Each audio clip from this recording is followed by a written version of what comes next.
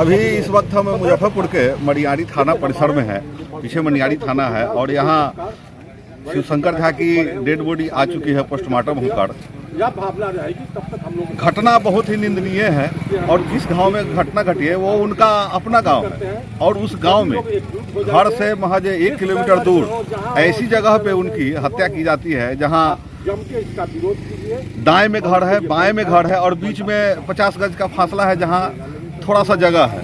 और उस जगह पर 9 साढ़े 9 बजे के करीब घटना घटती है और उस घटना को इस तरह अंजाम दिया जाता है, काफ़ी विभत्स रूप से इस घटना को अंजाम दिया गया है कि देखने वाले की रूह तक कांप हो जाएगी। पोस्टमार्टम होकर शव आ चुका है।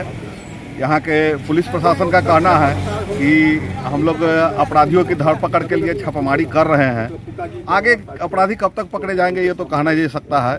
पुलिस अपना काम कर रही है, लेकिन यहाँ सवाल ये उठता है कि शिवशंकर झा के अपने गांव में एक साजिश के तहत उनको रात में बुला करके चाकू से गोद कर उनकी हत्या की जाती है। आखिर कौन है वो षड्यंत्रकारी जिन्होंने फोन करके बुलाया और उनकी निर्मम हत्या कर दी? उनके बारे में आपको बता दें कि ये काफ़ी लंबे समय से पत्रकारिता करते आ रहे हैं। दिन हो या रात हो, टाइम नहीं देखते थे, पत्रकारिता पर ही ध्यान देते थे।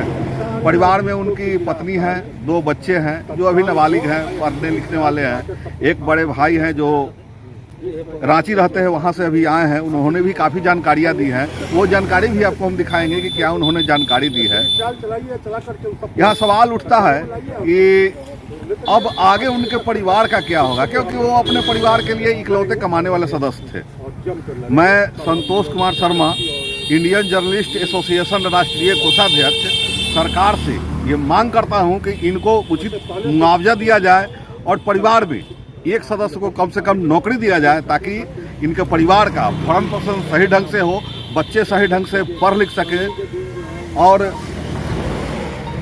आगे पुलिस प्रशासन से भी अनुरोध करेंगे कि जल्द से जल्द अपराधी को गिरफ्तार करें और उसे फांसी के फंदे तक पहुंचाए ताकि शिवशंकर झा को न्याय मिल सके। सोची समझी चाल था ये, और जिस ढंग से हम लोग मतलब फौज में अमूस लगाते थे उसी ढंग से घटना को अंजाम दिया गया। तो इससे पहले भी झड़प हुआ था? झड़प तो नहीं हुआ था, लेकिन हाँ धमकी उनकी 2-3 बार मतलब दिया गया था, धमकी दिया था कि जो हम मारेंगे, जान से मारने की और किडनैप करने की। तो जब धमकी उनकी दिया गया था तो इस तो आवेदन वगैरह दिए थे झड़प के बारे में? नहीं सर, वो आवेदन नहीं दिया, झड़प नहीं, एक तरह से बोलेंगे धमकी दिया गया था। हाँ, किसी प्रकार का ऐसा नहीं हुआ था कि हाँ मतलब इतना घटना का इंजाम लोग दे ही डालेंगे लोग। तो इसलिए हम लोग मतलब बिल्कुल बेफिक्र थे। हम लोग इतना, हम भी कहीं बाहर में रहते थे, हम भी अपना जीवन अपने व्यतीत करते थे और हमारा भाई जो है सो ये न्यूज़ में ही अपना जैसे भी हो आत्महत्या कर रहे थे। अच्छा, कल रात में क्या सूचना मिली थी आपको? जी सर, कल रात में क्या सूचना मिली थी आपको? कल रात को मुझे 12:30 बजे के आसपास में मुझे मैसेज आया फ़ोन पे। अचानक मतलब जैसे फ़ोन आया कि भैया मतलब जैसे नहीं रहे, मामा नहीं रहे। हमारा भांजा ने फ़ोन करके बताया था कि मामा अभी नहीं रहे। तो हम लोग सर्च कर रहे कि ऐसा हो ही नहीं सकता है। तो बिलीव ही मतलब अनबिलीवेबल था, मतलब मैं मान नहीं रहा था कि मतलब ऐसा हो भी सकता था, क्योंकि वो चलते फिरते आदमी था। हमेशा वो दूसरों के लिए तत्पर रहता था, हमेशा सभी को मतलब हेल्प करने के नज़र में रहता था वो।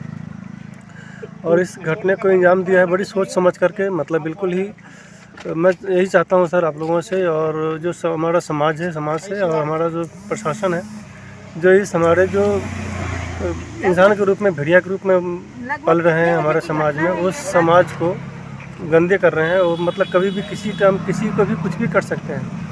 ऐसे इंसान को हमारे बीच में रहने का कोई हक नहीं बनता जो इस ढंग के मतलब घटना का अंजाम दिया है सर। इसमें गहरा साजिश का इसमें लग रहा है। बिल्कुल सर, मैं यही जानना चाहता हूँ, मैं भी आप लोगों के जरिए हो या फिर समाज हो या फिर मतलब प्रशासन हो, कि जो भी है मतलब तथ्य जो भी निकले उसको क्लियर किया जाए और जो दोषी है उसको कड़ा से कड़ा सजा दिया। शिवशंकर जी से कब आपकी आखिरी बात कब हुई?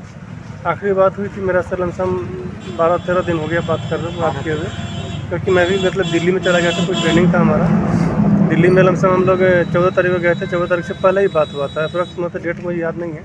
14 से लेकर 22 तारीख तक हमारा ट्रेनिंग चल रहा था वहाँ पे। ट्रेनिंग के बाद हम लोग वहाँ से आया था, आने के बाद मतलब पहुँचा ही था रात में, मतलब 10 बजे 11 बजे का हम लोग लंच किए और हम लोग मतलब ये 12:30 बजे के टाइम में मतलब फ़ोन का मैसेज आया। अभी बड़ी पदाधिकारी से क्या आश्वासन मिला है? अभी इन्होंने बताया कि मैं जो भी अपराधी है इस ढंग की से मतलब नगना का मतलब किया गया है, जो अपराध किया गया है उसको हम जल्द से जल्द गिरफ्तार करेंगे और आपको मतलब जो है न्याय दिलाने की कोशिश करेंगे। अभी तक तो यही मुझे अनुशासन मतलब यही दिखाया गया है। आपको क्या लग रहा है कि पुलिस आपको न्याय दिला पाएगी? मुझे तो आज तक तो खैर सर, मैं देखिए मैं भी वर्दी से बिलोंग करता हूँ। मैं यही जानता हूँ कि पुलिस जो है सो हमारा एक ताल में ताल मिला करके हमारे साथ में रह रहा है और मतलब उम्मीद यही करूँगा और उसके सिवा हमारे पास कोई चारा भी नहीं है। उसके तो मतलब हम तो मतलब सिर्फ पुलिस का भी भरोसा में रह रहा हूँ कि हमारा जो वो इस पर जो भी है कुछ भी हो मतलब सही गलत जो भी है उसको मतलब निचोड़ निकालें और सही अपराधियों को उस जगह पर पहुँचाएँ। और हमारे बीच समाज में से जो ऐसे गंदे नाली के मतलब जैसे कीड़े टाइप का मुझे गाली देने का दिल कर रहा है उनको निकाले। जो बर्बरता से मतलब जो वार किया गया है ये कम बड़ी बात नहीं है, हमारा समाज के लिए बहुत ही अशोभनीय बात है कि जो इतना बर्बरता से हमने मतलब फौज में रहा, इतना हमने मतलब आईटी ब्लास्ट देखा, सब कुछ देखा, लेकिन इस ढंग का बर्बरता हमने कभी नहीं देखा। होता है हमारे फौजों की सेना में भी बहुत ऐसा बर्बरता हुआ है, लेकिन इस ढंग का मतलब जैसे बर्बरता ने देखा कि चाकू से टुकड़ी से मतलब पूरा नस को काट दिया गया। मैं आप लोगों के माध्यम से सबको मैं यही बताना चाहता हूँ कि ऐसे समाज में जो पल रहे हैं, जो इंसान के रूप में भेड़ियाँ पल रहे हैं, उनको मतलब निकाला जाए, निकाल करके सामने लाया जाए, कानून के सामने कानून के हवाले करने में सभी आदमी सहयोग करें सर। इसमें सभी काम लोगों का विचार अच्छा होगा, समाज अच्छा होगा। ये समाज में गंदगी को नहीं रखना है, कोई कभी नहीं रखना चाहिए सर, उसे निकाला जाए। मेरा यही